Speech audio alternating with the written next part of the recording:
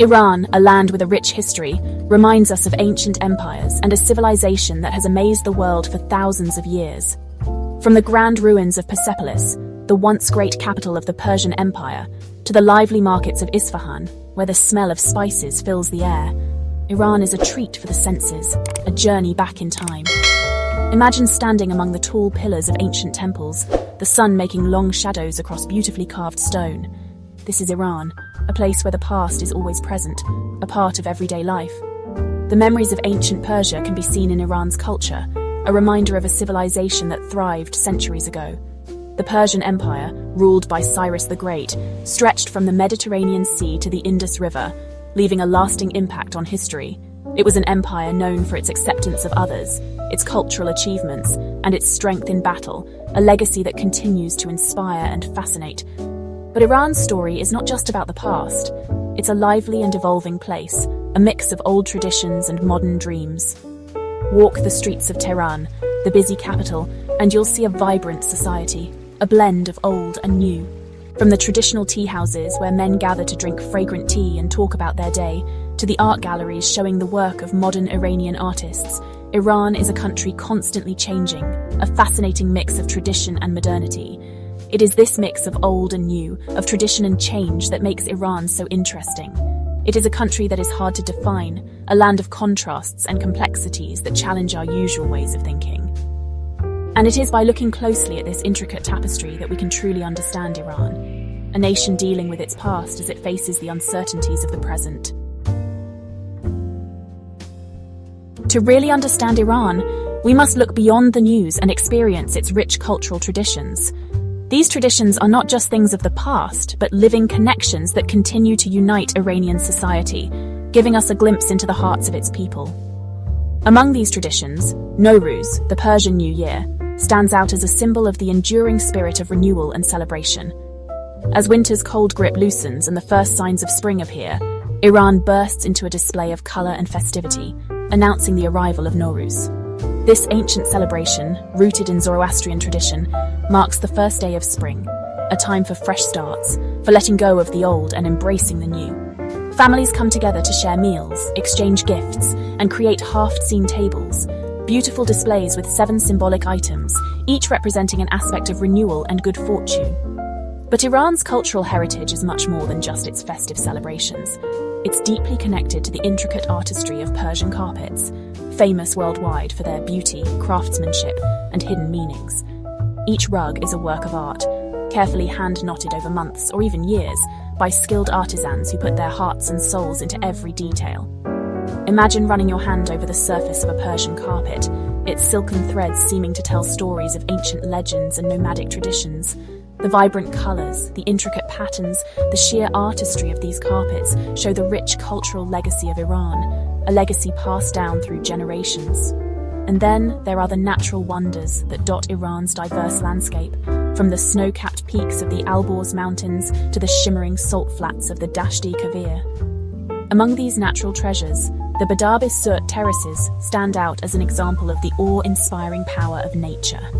Picture this, a series of terraced pools, their mineral-rich waters shining in shades of orange, red, and yellow, flowing down a hillside like a staircase to heaven. This is Badab-e-Surt, a geological wonder formed over thousands of years by the flow of mineral-rich hot springs, a testament to the raw beauty hidden within Iran's borders. Despite the richness of its culture, a shadow has fallen over Iran since the 1979 Islamic Revolution, a shadow that has especially affected the lives of women. The revolution, while bringing in a new era, also brought a change in social and legal rules, particularly about the role of women in society. The requirement for women to wear the hijab, the Islamic dress code requiring women to cover their hair and bodies in public, became a visible symbol of this change, a constant reminder of the changing situation of women's rights in Iran. Before the revolution, Iranian women had made significant progress in education, employment, and social freedoms. They had been given the right to vote, held important positions in various fields, and enjoyed a level of social freedom that was unmatched in the region. However, the years after the revolution saw a reduction in these freedoms, as strict interpretations of Islamic law became part of the country's legal system. The impact of these changes on the lives of Iranian women has been huge. Restrictions on dress code, freedom of movement, and access to certain professions have limited their opportunities and reduced their ability to fully participate in society. The mandatory hijab, in particular, has become a point of conflict, with many women seeing it as a symbol of oppression and a violation of their personal freedom. Despite these challenges, Iranian women have shown remarkable resilience and determination in dealing with the complexities of their situation. They have become active agents of change, advocating for their rights through various avenues, from grassroots movements to artistic expression. Their voices, though often silenced, continue to resonate, demanding recognition, respect, and equal opportunities. In recent years, the situation for women's rights in Iran has become even more uncertain, marked by a series of alarming developments that have further limited their freedoms and raised concerns about the future of women's rights in the country. The Iranian government, under increasing pressure from hardline groups, has intensified its crackdown on any form of disagreement or challenge to the strict social and religious rules imposed after the 1979 revolution. One of the most worrying developments has been the implementation of the Nowruz plan, a harsh set of measures aimed at enforcing mandatory hijab with unprecedented severity. This plan, introduced in 2023, has brought about an era of increased surveillance and harsh punishments for women considered to be violating the country's strict dress code. Imagine a society where drones fly over the streets, their cameras searching for women who dare to show a strand of hair. This is the reality in Iran, where technology has become a tool of oppression. Under the Nowruz plan, women accused of violating the hijab law face a range of punishments, from heavy fines and imprisonment to flogging, and even, in some cases, the death penalty. These punishments, often given without a fair trial, have created a climate of fear and intimidation, silencing many women who might otherwise speak out against these injustices. The international community has condemned these escalating restrictions on women's rights in Iran, calling for an end to the persecution and discrimination faced by women and girls. Human rights organizations have documented numerous cases of unlawful detention, torture, and mistreatment of women arrested for alleged hijab violations, highlighting the urgent need for Iran to uphold its international obligations regarding the protection of women's rights. As the goals of this project grew bigger, so did the attention it received. Questions started coming from all over the world. People wondered, can it be done? And what are the consequences? International concern was obvious, with experts discussing the potential risks and rewards. The world watched closely, holding its breath, waiting to see what would happen next. The indirect war between Iran and Saudi Arabia has been a major factor in Middle Eastern politics. Both countries, competing for power in the region, have supported opposing sides in various conflicts, from Yemen to Syria. This rivalry has not only caused instability, but also deepened religious divisions. It's a complicated and dangerous game, with no clear end in sight.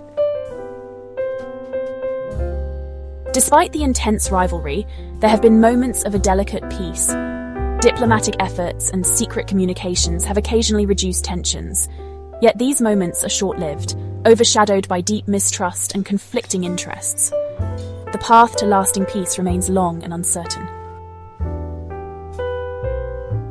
The economic consequences of this conflict are significant.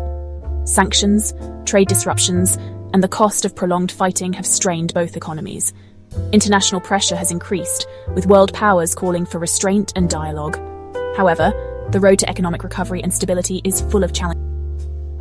When Mahsa Amini died in September 2022, it shocked everyone in Iran. Her death was a tragic event that resonated deeply with people across the country and beyond.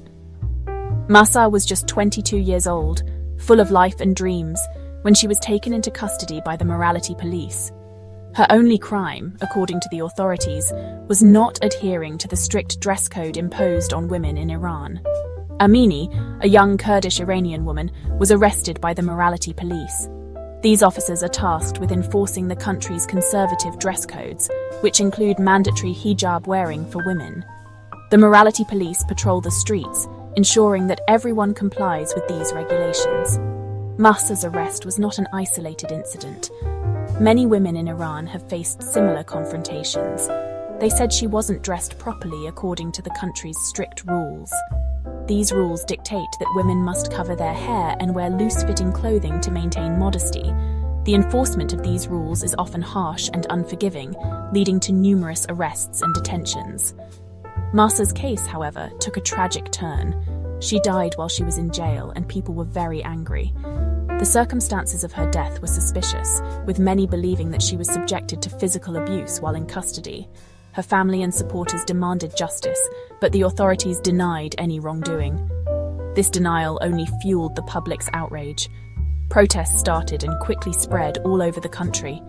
People from all walks of life took to the streets, demanding accountability and an end to the oppressive practices of the morality police. The protests were not just about Mahsa's death, they were a cry for freedom and human rights. The movement gained momentum, drawing international attention and support. The morality police make sure people follow Iran's rules about clothing. These rules are part of a broader system of control that affects many aspects of daily life in Iran. The morality police have the power to stop, question, and detain individuals they believe are violating these codes. Their presence is a constant reminder of the state's authority over personal freedoms. One of these rules is that women have to wear a hijab in public. The hijab is seen as a symbol of modesty and religious adherence, but for many women it is also a symbol of oppression. The mandatory hijab law has been a point of contention for decades, with many women pushing back against it in various forms of protest. Amini's death became a symbol of the unfair rules that many Iranians face, especially women. Her story highlighted the daily struggles and injustices that women endure under the current regime. It sparked a broader conversation about women's rights and the need for reform in Iran. The protests that followed her death were a testament to the growing discontent among the population. The incident brought hidden tensions to the surface. It exposed the deep-seated frustrations and anger that many Iranians feel towards their government. The movement that emerged in the wake of Mahsa Amini's death continues to inspire calls for change and justice, both within Iran and around the world. The protests after Amini's death were bigger and more intense than ever before. All kinds of people protested, asking for more freedom and for the government to take responsibility. The government responded harshly. Security forces used tear gas, water cannons, and even real bullets to break up the crowds.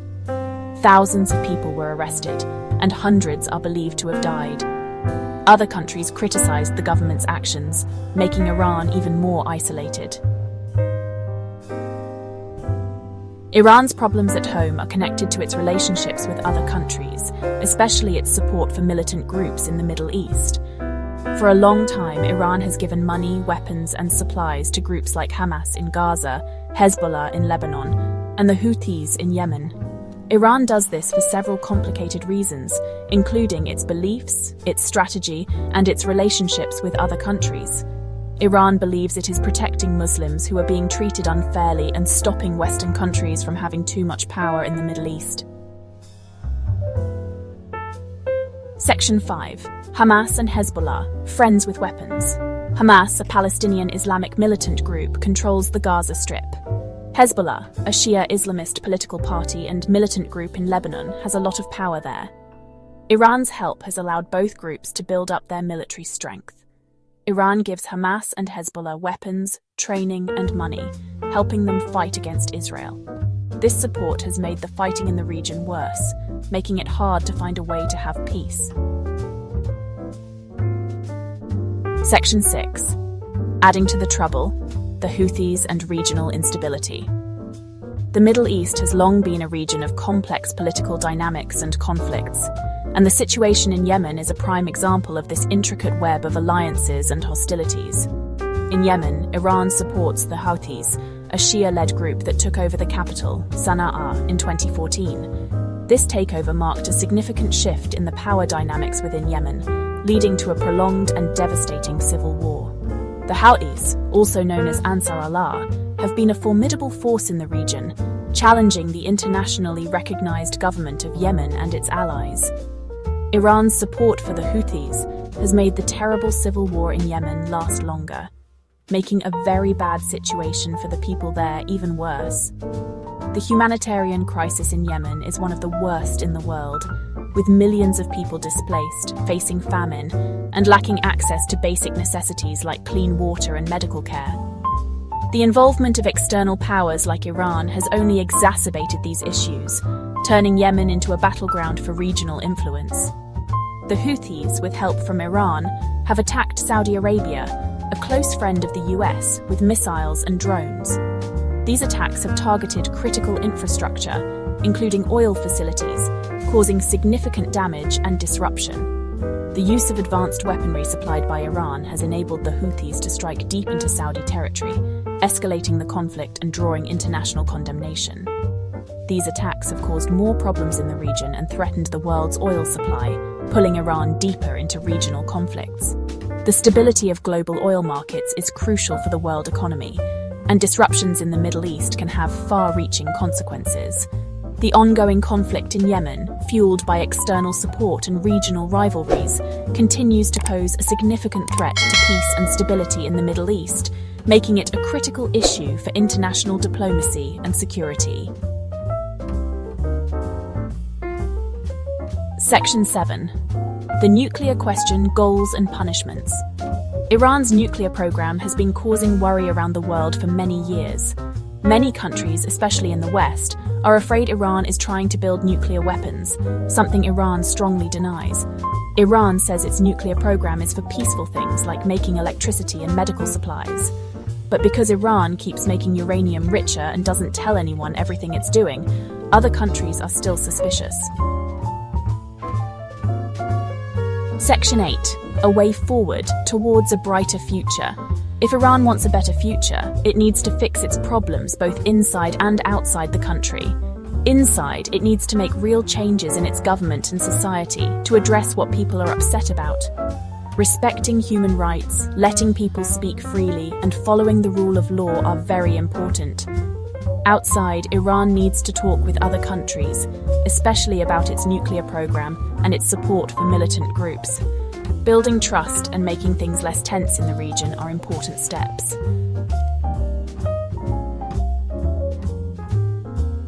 Section 9. Conclusion. Hoping for peace and progress.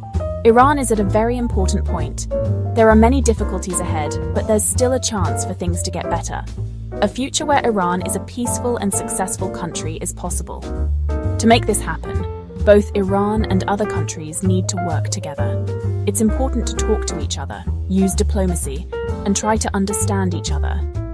This is the way to create a better future for Iran and the whole region.